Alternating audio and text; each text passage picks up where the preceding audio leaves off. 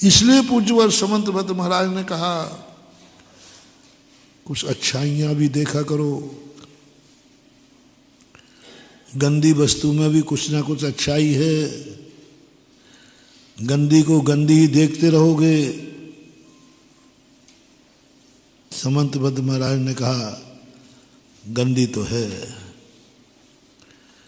लेकिन गंदी चीज हमेशा निंदा की पात्र नहीं है। गंदी चीज सदा उपेक्षा की पात्र नहीं है, क्योंकि गंदी चीज में भी बहुत बड़ा गुण होता है। गंदी चीज में भी बहुत बड़ा गुण होता है।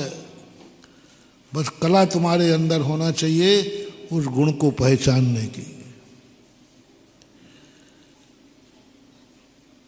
सपोज कीजिए खाद है, खाद अच्छी वस्तु से बनता है कि गंदी से? सड़ा गला सब। और सड़े गले से यदि अपन निंदा करें, फेंकते जाओ, ढेर लग जाएंगे। कहाँ फेंकोगे?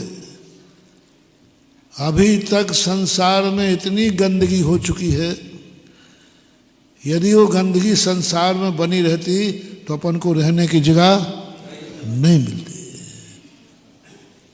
जैनाचार्य कहते हैं गंदी है, पक्का है, लेकिन निंदा नहीं करो, इसकी बुराई मत करो, इसको उठाकर खेत में डाल दो।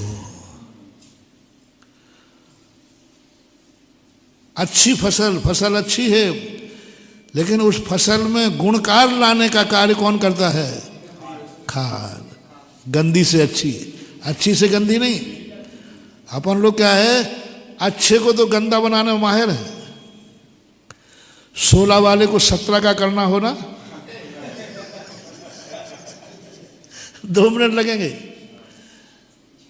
अच्छे को बुरा करने में तो अपन सब माहिर है। अच्छे मंदिर को भी हम गंदा कर देंगे, अच्छे कपड़ों को भी हम गंदा कर देंगे।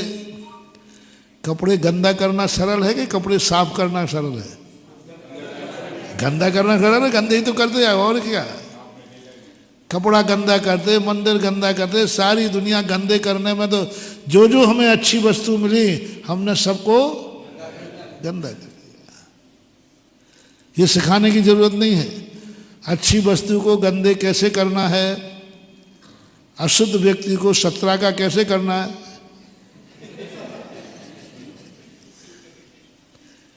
थोड़े सा छू लेना बस। अब गंदे व्यक्ति को अच्छा करो, छूने से हो जाएगा? नहीं महाराज, हम जैसे हमने किसी को छू लिया, एक व्यक्ति ने प्रश्न किया, बोले महाराज जी जैसे छूने से 16 वाला 17 का हो गया, यदि 16 वाला 17 वाले को छू ले हुए तो 16 का हो जाएगा? नहीं होगा। चाहे 16 वाला छुए चाहे 17 वाला छुए, होना तो ठीक है। पूज्यवर समंत भद्र महाराज कहते थोड़ा इसके गुण देखो। स्वभावता सुचौकाए रत्नत्रय पवित्र थे। ये शरीर अशुचि है, पक्का है, गंदा है, लेकिन इसको गंदा कह करके क्या करोगे? जितने शरीर तुम्हें मिलेंगे सब गंदे ही मिलेंगे, और जो गंदे नहीं होंगे उनमें कोई फसल नहीं होती है देवों के यहाँ। अब तो तुम एक कला सीख लो, इस गंदे शरीर के अंदर भी रत्नत्रय प्रकट कर दो, यही शरीर गंदोदक बना देगा। पूज्यवर समंत भद्र महाराज की जब ये बात पढ़ी, क्योंकि पहले हम लोगों ने 12 भावना पढ़ी, तो शरीर के प्रति बड़े घृणा भाव आया, उपेक्षा भाव आया। कौन से पाप करे, गंदा शरीर मिल गया। शुरू की बात है, बैरागी, ये गंदा शरीर मिल गया। ऐसे हाड़ माल मल मूत्र, इसमें एक भी अच्छी चीज नहीं है, सब गंदगी भरी हुई है। और जो इससे स्पर्श करे, देह परस्त होए अपावन निस्दिन मल जाए, जो इसको छूता है वही गंदा हो जाता है। जो छूता है वो गंदा होता है। इसने जिसको छू लिया वो गंदा, और किसी ने इसको छू लिया तो गंदा। गंदा होना है दोनों को। पर समंतभद्र महाराज कहते हैं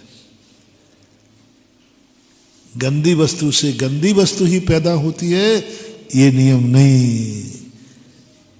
खाद को खेत में डाल दो, गंदी वस्तु पैदा होगी अच्छी,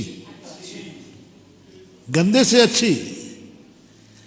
इसी प्रकार इस शरीर से तुमने क्या कहा कि शरीर से जो छूता है वो भी गंदा हो जाता है। समंतभद्र महाराज ने खोजा कि मेरे पास एक तरीका है। तुम कह रहे हो इसको जो छूता है वो गंदा हो जाता है, और मैं तुम्हें एक गुण देता हूं, जो इस शरीर को छुएगा वो पावन हो जाएगा। इसी शरीर में तुम रत्नत्रय धारण कर लो। रत्नत्रय के बिना तुम शरीर पे जल ढालते हो तो क्या बन जाता है?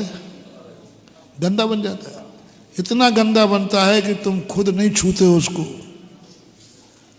और रत्नत्रयधारी मुनि महाराज के चरणों पे जल ढाल दो तो